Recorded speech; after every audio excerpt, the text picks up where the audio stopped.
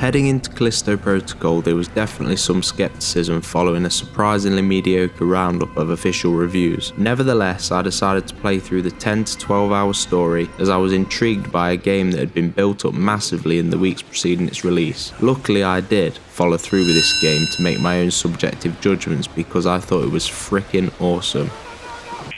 In this review, I will start off with the things I love about this game, and then I will move in some areas that I believe it could improve, because it's not perfect by any stretch. In this game, you play as Jacob, the main protagonist, who on a routine cargo mission to the Black Iron prison gets taken prisoner before events take a sinister turn. There are 7 action-packed chapters that gradually uncover the truth behind the outbreak, and each are littered with intense action segments. Official reviews criticise the game for being brutally difficult, but I didn't find that. True, there are parts that take more of a carefully considered approach than others, but never did I feel a sense of hopelessness that I was led to believe would be the case. One of the segments considered incredibly difficult involved riding a platform to a latter game area Arcas, whilst being invaded by enemies. The game prepares you for this encounter by conveniently placing items around the area that allow you to project enemies off the platform and to their death.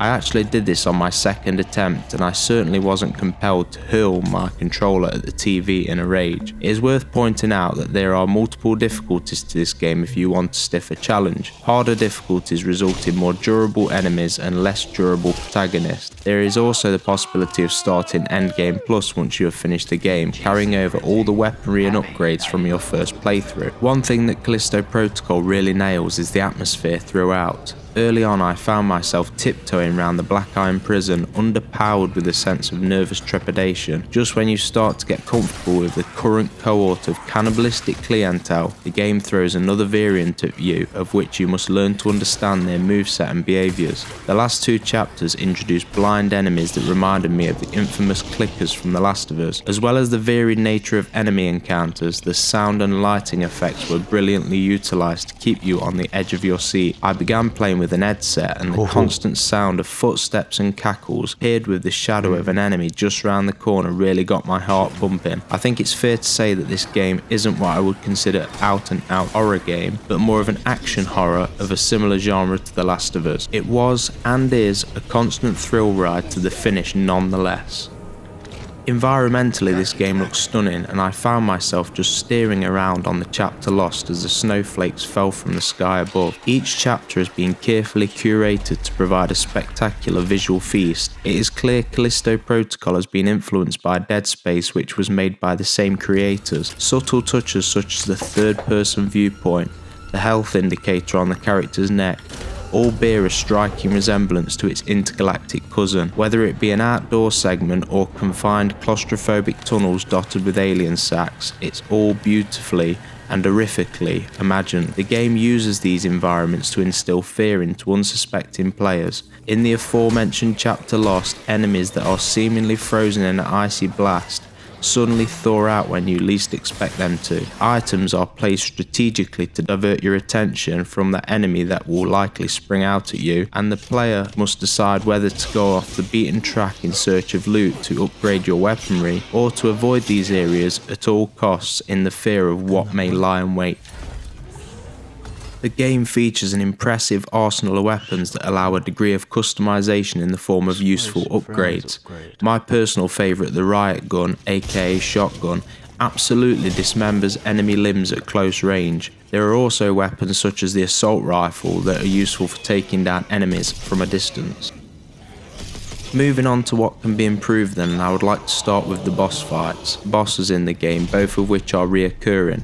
The 2-head brute that you face off with on 4 separate occasions, and the final boss, Captain Ferris, that you also bump into during an earlier encounter. Disappointingly, there is no variation to these fights, and what I mean by that is that the 2-head brute features the exact same moveset and strategy on each showdown. This feels like a lazy move by the game's creators, as mixing up these fights would have added to the overall experience and kept the player guessing. The only caveats to this are the second phase to the final boss fight and the introduction of smaller enemies during certain meetings with the 2-head brute and the final boss encounter. With the strategies being the same each time round, the sense of fear was somewhat lost, and I went into these encounters highly confident I would emerge victorious.